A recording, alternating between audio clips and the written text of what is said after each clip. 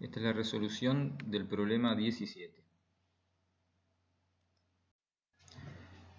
Se presentan 5 histogramas y 5 diagramas de cajas correspondiente a 5 conjuntos de datos, y primero se pide relacionar cada histograma con cada diagrama de caja, teniendo en cuenta los que representan a cada conjunto de datos. Entonces, para ir relacionando cada gráfico, lo primero que hay que ver es la simetría. Entonces uno ve en los histogramas que hay dos que son asimétricos a la izquierda, que son B y C, uno que es asimétrico a la derecha, que es el A, y dos distribuciones simétricas, que son D y E. Y viendo los diagramas de caja, vemos obviamente las mismas clasificaciones, o sea, hay uno asimétrico a la izquierda, perdón, dos asimétricos a la izquierda, uno asimétrico a la derecha y dos simétricos.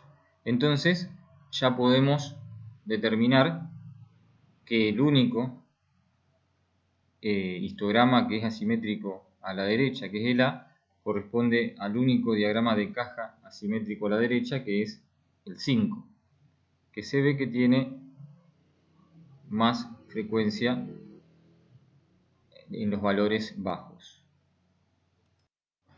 Entonces acá, rotando ese diagrama de caja, lo ubicamos debajo del histograma correspondiente y ahí vemos que corresponden los dos al mismo conjunto de datos. Es decir, se ve esa asimetría a la derecha, en donde, bueno, tienen más frecuencia los valores bajos y hay valores alejados hacia la derecha con menor frecuencia. Teniendo en cuenta ahora los dos gráficos, digamos, los dos histogramas que son asimétricos a la izquierda, con los dos diagramas de caja, podemos relacionar al B con el 2, teniendo en cuenta dos detalles. Uno es que en el histograma B aparece una barra separada, y en el diagrama de caja 2 aparece un punto que sería como un valor aislado, un valor chico aislado, que podría corresponder a esa columna que se ve separada en el histograma. Y por otro lado, a diferencia del C, en el histograma B se ven que las dos barras de la derecha acumulan mucha más frecuencia. Eso hace que la mediana esté más cerca del máximo.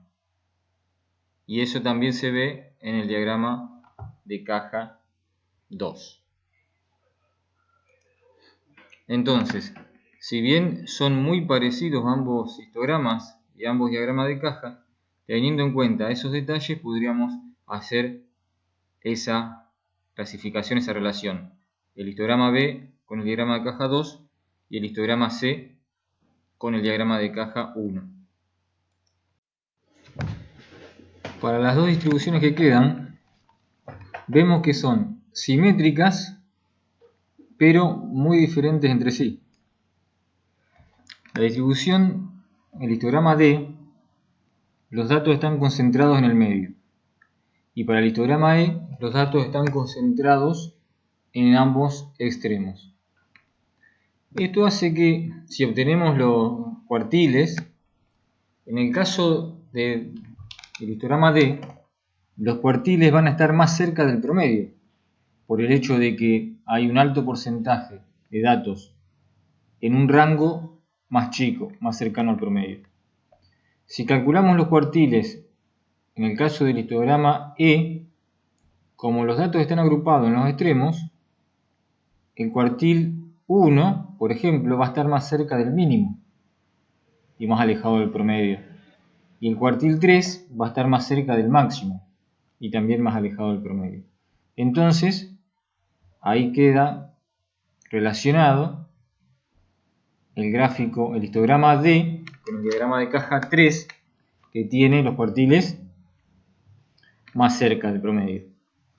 Y el histograma E con el diagrama de caja 4, que tiene los cuartiles más lejos del promedio, o sea la caja es más grande. En el ítem B se pide para estas dos distribuciones que son simétricas comparar el rango y el desvío estándar. Entonces primero, para comparar el rango hay que suponer que todas las barras de los dos gráficos tienen el mismo ancho. Entonces, contando la cantidad de barras que tiene cada uno de los gráficos, podemos comparar el rango. Es decir, el histograma D tiene 10 barras y tiene un rango mayor. El histograma E tiene 8 barras, o sea que el rango es menor, el de E que el de D. Para comparar el desvío estándar de estas dos distribuciones, hay que tener en cuenta que en el cálculo del desvío estándar se utiliza la distancia de cada dato con respecto al promedio. Entonces, lo que nos interesa no es cuánto valen los datos en sí o cuánto vale el promedio, sino la distancia que hay entre los datos y el promedio.